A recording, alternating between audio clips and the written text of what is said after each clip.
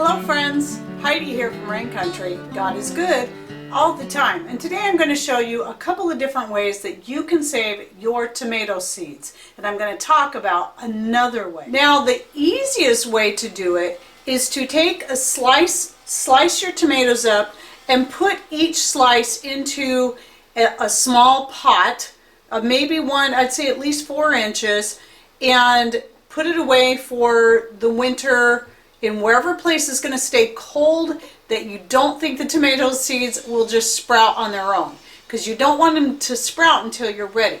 Now that method is excellent because you're getting the whole slice, the fruit, and everything is going into the soil and breaking down and composting the way it should naturally, but you also have a little bit of control over how many seeds you want in each pot by simply putting a single slice in each one.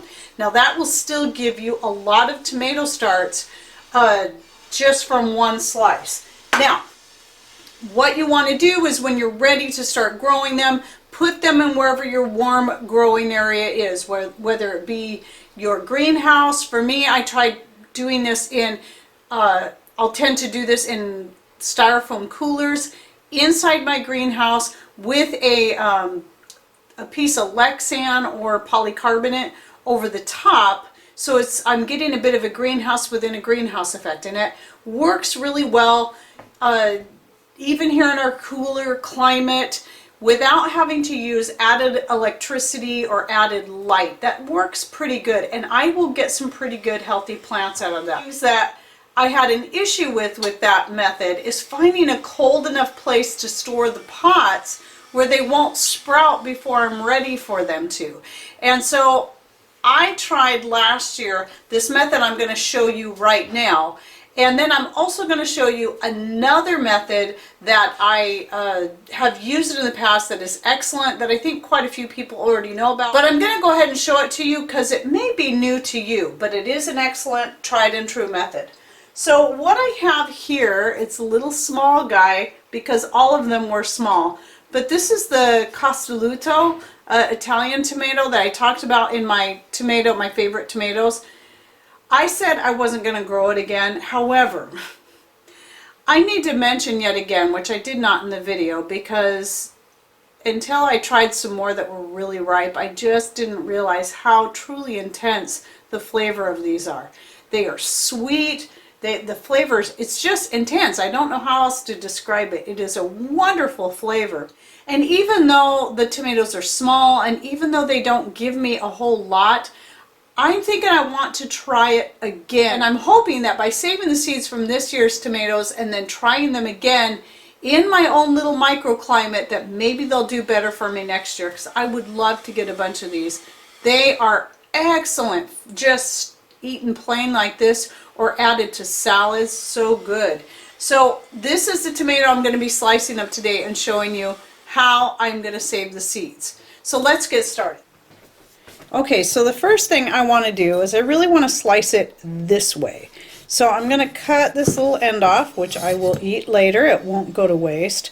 And then I'm going to make some thin slices in the tomatoes this way. I'll just do a couple to start with because I got to save some to show you the other way.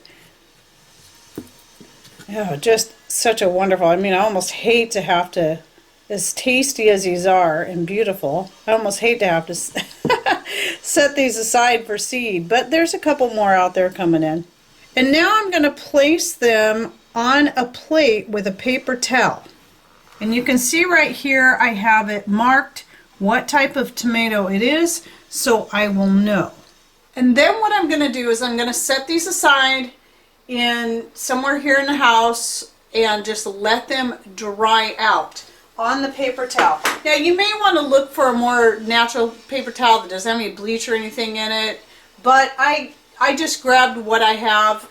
I don't know, I couldn't find any paper towels like that around here, but this worked for me pretty well last year. Now you can see these ones here. This is that black Japanese one that I like so much, and it really turned black when it dried. They don't usually get quite this dark, but they will darken. Expect them to mold. That's part of the process. Just think of how it happens in nature. When the tomato drops from the plant. It's going to go into the ground. It's going to ferment a little bit. It's going to mold. It's going to break down. That's just what it does. But in this way, I have a little bit more control over whether or not it's going to sprout. So then once it's fully dry, what I'm going to do is I'm going to go ahead and cut each tomato slice out, and I'm going to keep it on the paper towel. I'm not going to pull it off of there because these ones are fully dry right now. So I'm just going to cut them out. I'm leaving the fruit intact, so I'll still have that. It's already broken down. And then I will store them in an envelope with the name of the tomato on the outside, so I'll know exactly what it is. And then when I'm ready to get them started, I just put these down into my little 4-inch pots on top of the dirt, and then take a little bit of soil and sprinkle it on top, and then just let them do their thing. And that worked really well for me last year. And then here is one of the Rio Grande tomatoes that I also talked about in that other video that I just cut up yesterday. It's starting to dry out. And I will do the same thing. You can see how thick these are. When they fully dry, they'll be very thin, just like these are. Now I'm going to move on to the more traditional way of saving your seed, and that is to scoop out all your seed, leaving all that. You just want to get it out of the tomato itself. At least the good thing about this is I can eat the rest of this tomato. Scoop all the seed out, just like that. Okay, now I got a pretty much empty shell there that I will sprinkle a little salt on and consume later. And now you can see my little blob here of tomato seed and some pulp. And then I'm going to put it in this bowl right here. Okay, let's get all that in there, the juice, the pulp, and all the seeds right into this little glass bowl.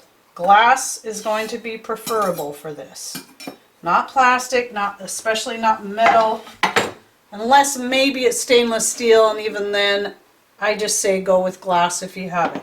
Now, you're going to pour a little bit of water in there, and make sure it's a good clean water that does not have chlorine in it especially. So preferably not tap water unless you dechlorinate it first. Okay, and now I recommend you take a little bit of sugar, like an organic cane sugar, just a pinch, and drop it in there. I'll put just a little bit more. What you're going to do is you're going to ferment these seeds.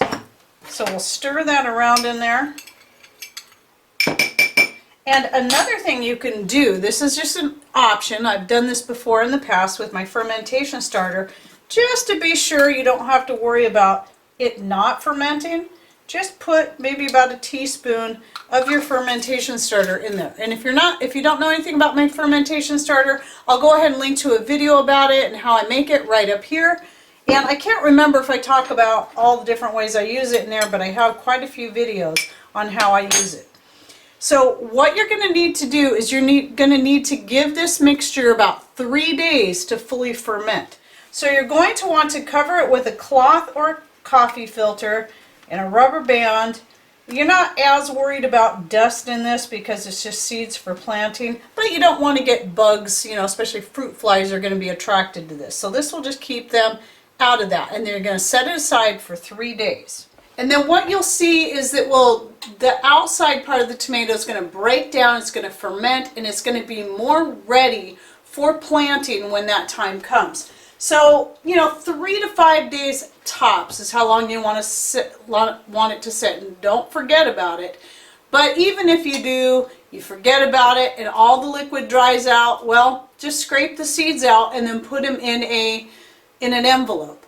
If you get to it sooner, and then strain the seeds out of the liquid and then put them on a plate. You can put them on a paper towel like that, but I suggest what I usually do is put them directly onto a plate like this and then let them fully dry, and then once they're dry I just scrape them off and put them in an envelope. You can break them up. I don't worry about separating out each individual seed unless you plan on selling your seeds or giving them to someone else. I just keep them in clumps. I don't care. And that is a really good, tried and true, excellent way to save your seeds. So there's 3 different methods you can do it. So let's cover that again. We've got the slices going directly into the pots with the dirt, which I can't, with the funny thing about this story, I told it before, is that I thought of that. The thought occurred to me that why not just put tomatoes or tomato slices directly in dirt, since that's the way it is in nature. And then I found out shortly after that thought came to my head, this was a few years ago, Doug and Stacy came out with a video, and that's exactly what they do, and it works really good for them. And it did work really good for me, but like I said, the only issue was having a cold enough place to store the pots where the tomatoes won't sprout too soon. The second way was to cut them in slices, let them dry on a paper towel like this, and then cut them out, store them in an envelope, and then when you're ready, put them in the pot, cover them with just a little bit of soil, and water them as need be, and put them wherever it is that you like to grow your tomato seeds or starts, you know, to get them going. And then the third way is the fermenting in a glass bowl, actually scooping the tomato seeds out with the pulp and all, and putting it in there and letting it break down, and then straining it out and drying the seeds out after about 3 to 5 days of fermenting in your bowl. And then now you've got tomato seeds for next year. They should be good and healthy and ready to go. Now again, the reason I like this method is I don't have to worry about the seeds sprouting too soon, but it's simpler than doing it this way and going through a couple other extra steps. I just prefer this method, but it's entirely up to you. Whatever you think sounds best for you. I would say do like what I'm doing here. I'm going to do both methods with this Castelluto tomato and see, and then I'll try them side by side in different pots and see how well they do in comparison. And if I find that these ones do better, I'll probably go back to doing it this way. It's actually been a while since I've done it this way, but again, it works great. Okay, well, I hope you enjoyed this video and that you learned something new. And go ahead and share with us your ideas and your favorite ways to save your tomato seeds. Okay, thanks for watching. Take care, and God bless.